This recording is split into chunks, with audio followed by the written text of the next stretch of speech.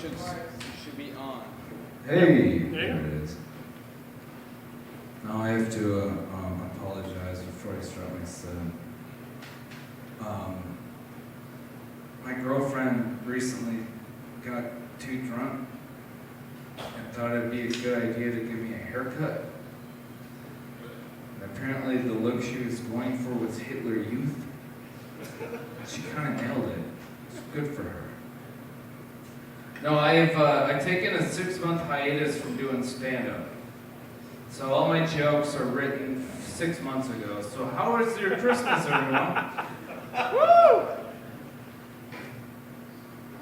Christmas is always fun with me. I spend it at my older brother's house. He has 3 kids because he doesn't know how to use a condom. My job is to be the funny Uncle Johnny. So I go downstairs and I play dodgeball and I jump on a trampoline with these 3 toddlers, and they sit upstairs and talk about being conservative and thinking that ideology is sane. Yeah, you just let me spend 2 hours with your 3 kids, and I'm an atheist socialist. Like I was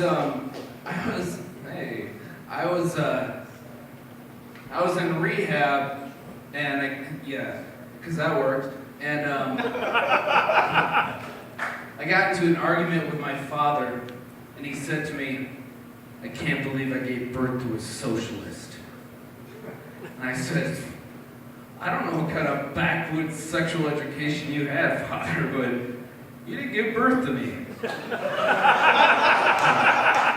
Mona did.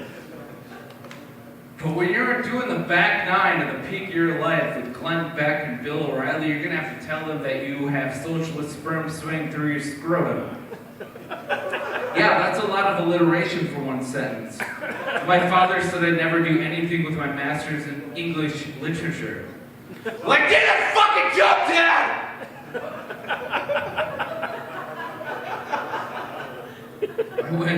I went vegan when I was 18. Bear in mind, I'm 37 now, but I went vegan.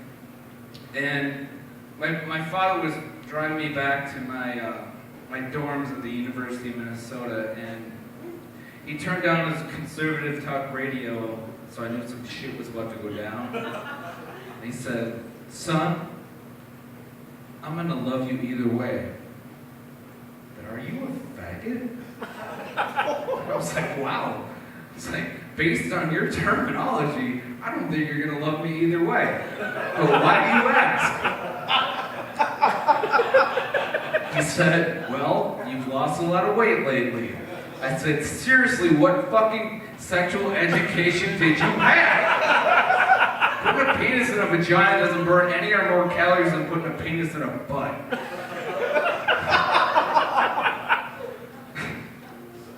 My father just recently went gluten-free. I asked him why. He goes, "Well, I read somewhere that having a gluten-free diet to prevent against Alzheimer's." So that's fair. And then I, in that moment, adopted an all-gluten diet so I can forget I'm related to this fucking asshole.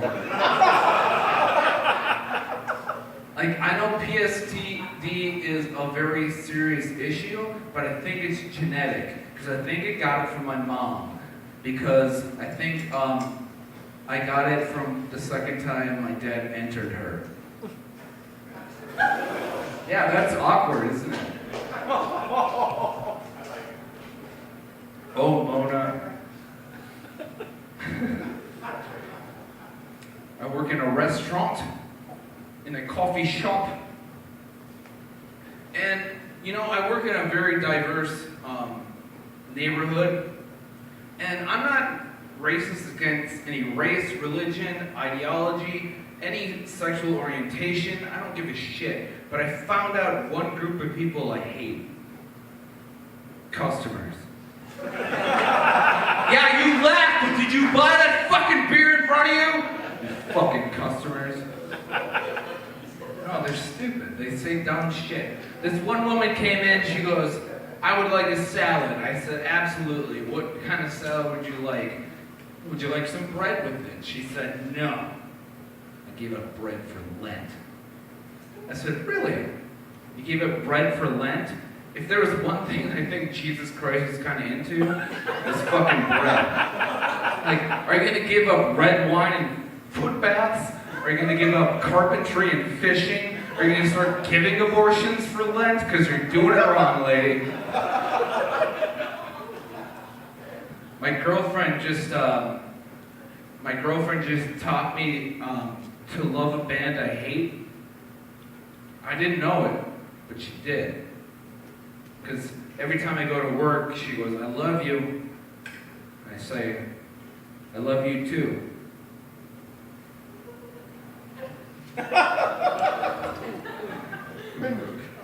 I know, it takes a second. Between the breakfast brunch and the lunch rush at a coffee shop, you get to know your coworkers quite well. And this woman I'm working with tells me her life story. She's like, I mean, it's atrocious. I felt really bad for her. And a customer comes in and says, hey, how you doing? She goes, I'm good. I looked at her like, you're gonna tell me about how your boyfriend left you after your second miscarriage and then hit me with some bad grammar? I'm doing well. Stop. This gentleman came up to me and goes, good morning, young man. I said, I took offense to that. I'm 37 years old. But I looked at him and he was clearly in his 70s and I looked at the clock and it was 11:59 a.m. and I was like, motherfucker got me on a technicality. This gentleman came up to me, he goes, how am I supposed to get any work done with this shitty music playing? I go, sir, this shitty music, as you call it, drowns out the fact that I can barely pay my rent, I can't pay off my student loans, I'm getting minimum wage, my father ridicules me that I'll never get a paid vacation, and then I stopped myself. I said, you know what, motherfucker? And I stopped myself. I realized that U2 was playing. I was like, this is pretty shitty.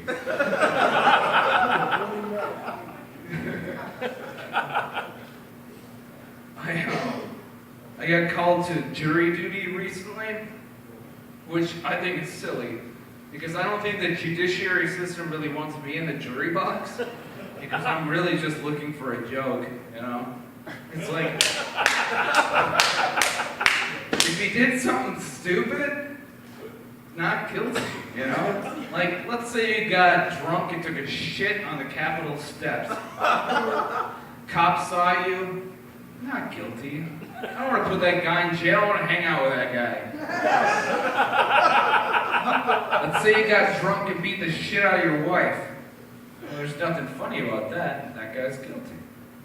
But then there's a gray area in the middle, right? Let's say you got drunk and took a shit on your ex-wife's front steps and she had a no contact order on you because you used to beat the shit out of her. Well, fuck. Poop is always funny. I mean, who am I to judge? I pooped in exotic places. I mean, one day beer for breakfast, I found the night previous, I pooped in my vegetable crisper. That wasn't even my bottom story, that was just a Tuesday. And being a blackout drinker, I just didn't buy perishables for about 2 weeks. I just didn't watch that shit. My girlfriend, she lives with me, and she doesn't want us to be called boyfriend and girlfriend, which is troubling to me. You know, I've known her since I'm 14. She lives with me. She sleeps in my same bed. I love her to death. She's my first boner. I mean, I'm not joking. I remember I was late for geography class. She gave me a hug. I was running to class, and some girls started laughing at me, and I didn't know why. And I looked down, and I'm like, oh, shit. And she's like, how do you remember this? I'm like, I remember our first choir concert. But anyway, point being is, she won't call me her boyfriend. But the other day she asked me, "Can I ask you a random question? It's kind of awkward." I'm like, "Yeah." She was, "If you're going to the grocery store, can you pick up some lube?" And I'm like, "Absolutely." Right? You know? And she's like, "Wow, you got excited about that." And I was like, "Yeah, for sure." And then I'm walking in the grocery store and I'm like, "Wait a minute. Who is this lube for?" Because I am not, I'm white. My penis is not very large. I'm being honest, you know. No, she's the love of my life, and I'll love her forever. But you know, but I remember a gal I used to date, one of my exes. I ran into her at a coffee shop recently. Didn't recognize her. I hadn't seen her in about 6 years. But then it all came back to me. We dated for about, I don't know, 2 months. And I found that $100 was missing from my apartment. And I knew it was her. She was the only person there. And then I did the math. I broke up with her. But I realized we had sex 18 times. I was just dating the cheapest hooker in Minneapolis. But I do remember my first girlfriend, the love of my life, back when I was 16, the girl I lost my virginity to. I lost my virginity to the Dance by Garth Brooks, which is kind of fucked up because it's a funeral ballad. And it's not that we were country music fans. It was that it was the first song we danced to at our Sadie Hawkins dance our sophomore year. And then after senior prom, she throws on the dance, and we have sex. And then she broke up with me, and it broke my heart. But in my 30s, she taught me a very important life lesson via Facebook, is seeing the one that got away get fat. Oh. Thank you, my name is Johny Athman. Well